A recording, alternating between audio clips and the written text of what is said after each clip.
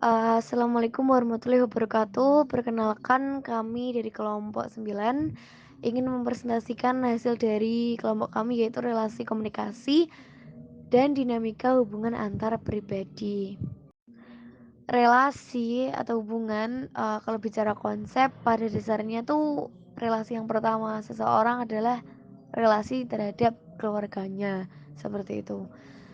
Relasi ini muncul tidak lain tidak bukan adalah untuk memenuhi kebutuhan manusia akan kepentingan informasi dan yang lain sebagainya.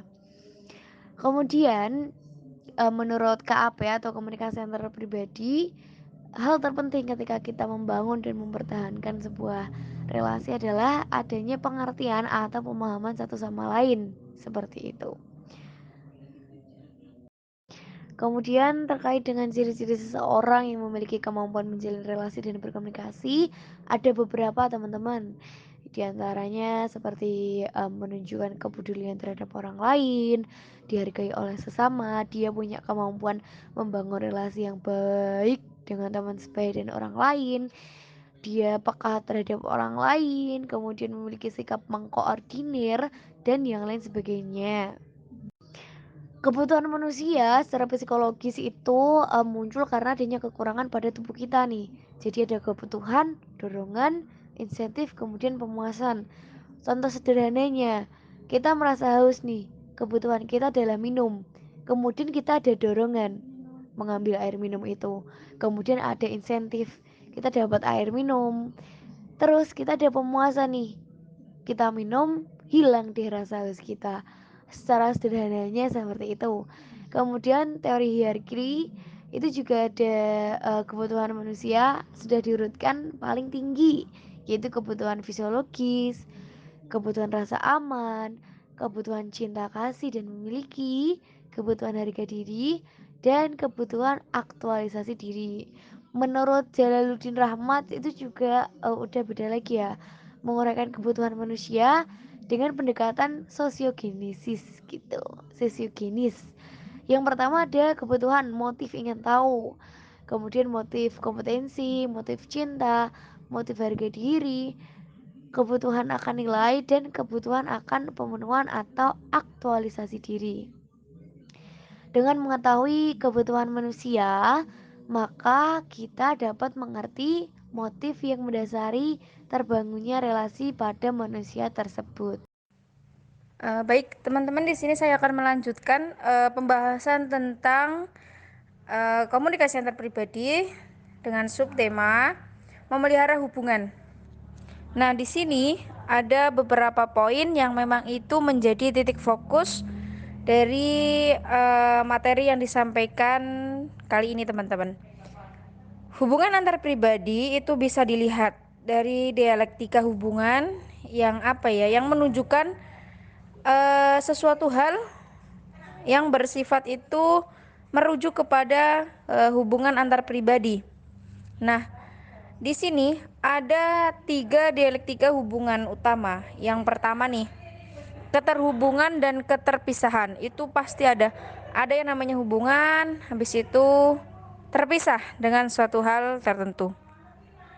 Yang kedua, ada kepastian dan ketidakpastian. Itu selalu muncul dalam hubungan antar pribadi. Dan yang ketiga, ada keterbukaan dan ketertutupan.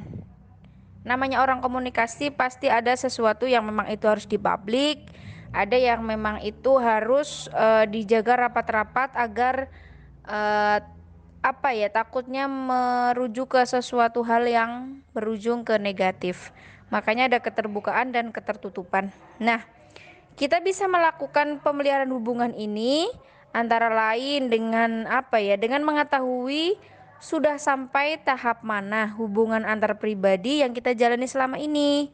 Nah, tahapan hubungan misalnya nih bisa membantu kita memahami bagaimana tahapan yang berlangsung dalam komunikasi antar pribadi. Nah, di sini juga pasti teman-teman pernah mendengar istilah relasi harmonis. Nah, relasi harmonis itu bisa dikatakan sebagai bentuk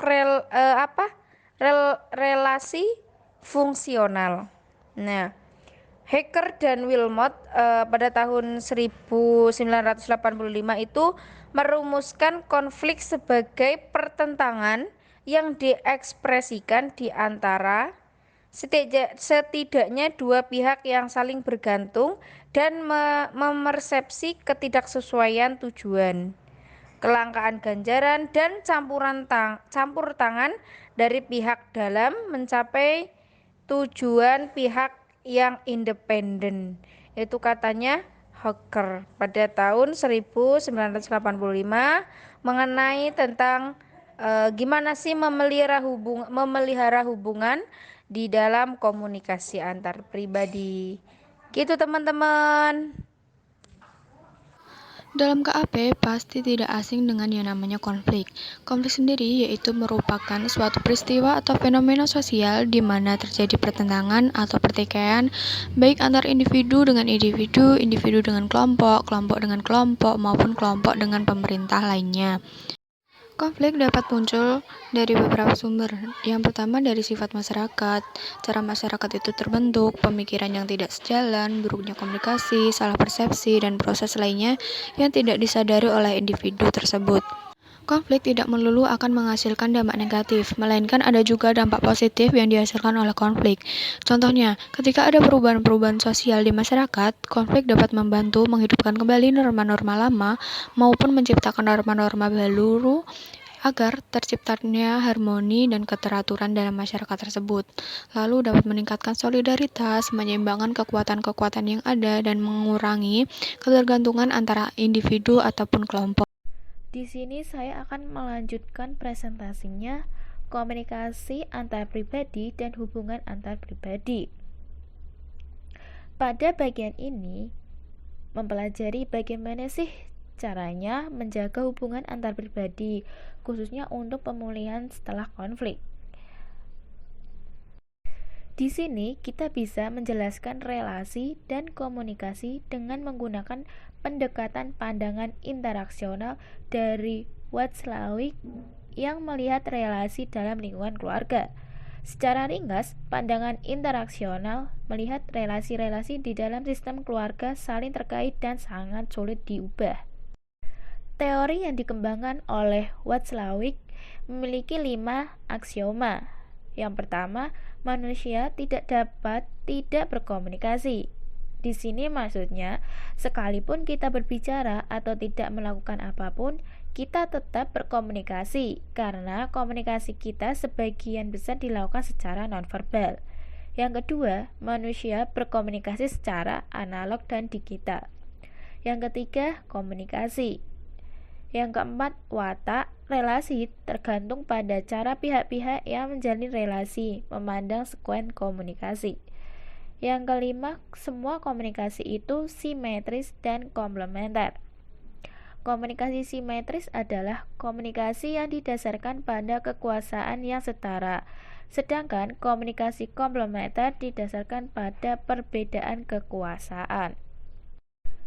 Dalam teori antar pribadi, kita mengenal adanya tipe lapis yang menjadi bahan dasar pembentuk teori ini, yang disebut sebagai prinsip.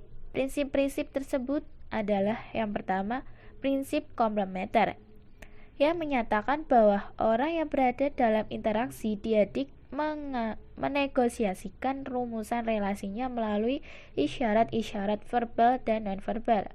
Yang kedua, prinsip panjang vektor dalam mendiagnosa tipe-tipe kepribadian pada lingkaran antar pribadi.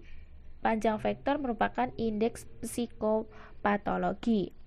Misalnya, orang dengan kepribadian kaku akan lebih banyak menghadapi masalah dibandingkan dengan orang yang berkepribadian adaptif. Yang ketiga, prinsip struktur sirkumpleks yang menyatakan bahwa variabel-variabel yang menjadi ukuran dalam relasi antar pribadi disusun berdasarkan lingkaran dengan ruang dimensi. Ada komunikasi antar pribadi yang begitu terikat oleh aturan yang berlaku, sehingga apa yang diungkapkan akan disesuaikan dengan aturan main yang berlaku. Komunikasi antar pribadi justru dikembangkan berdasarkan aturan. Orang memiliki kebebasan untuk berkomunikasi sampai taraf tertentu, sehingga komunikasi antar pribadinya menjadi lebih berkembang dan relasinya pun akan makin erat. Karakteristik hubungan antar pribadi yang berkualitas tinggi diantaranya adalah hubungan yang aturan-aturannya lebih banyak ditentukan oleh mereka yang terlibat dalam hubungan ketimbang oleh aturan formal. Rentang komunikasi antar pribadi itu antara titik komunikasi formal dan komunikasi informal. Dalam komunikasi formal, kita akan ditentukan oleh aturan, sedangkan dalam komunikasi informal, memberi kebebasan untuk komunikasi antar pribadi yang dilakukan. Jenis-jenis relasi yang ada dalam kehidupan manusia yang akan mendapatkan kegembiraan, keyakinan, berbagi kepercayaan, saling membantu, dan spontanitas meliputi relasi yang diformalkan seperti perkawinan, relasi intim seperti percintaan sepasang kekasih, persahabatan, kekeluargaan, kekerabatan, dan persaudaraan. Komunikasi antar pribadi terjadi di antara orang yang relatif akrab atau dekat. Setiap manusia tentu memiliki orang-orang yang dianggapnya dekat. Griffin menyebutkan 3 alasan orang dekat dengan orang lain, yaitu yang pertama, perilaku lahiriah orang itu sejalan dengan perasaan batinnya. Yang kedua, orang tersebut bersedia menerima orang lain karena alasan orangnya, bukan apa yang dilakukannya. Yang tiga, orang menyimak apa yang dikatakan orang lain dengan tujuan untuk memahami seperti apakah orang tersebut. Terima kasih. Sampai di sini penjabaran dari kelompok kami. Jika masih ada kekurangan atau pertanyaan yang teman-teman masih bingung, dapat kalian tanyakan di forum diskusi nantinya. Sekian, wassalamualaikum warahmatullahi wabarakatuh.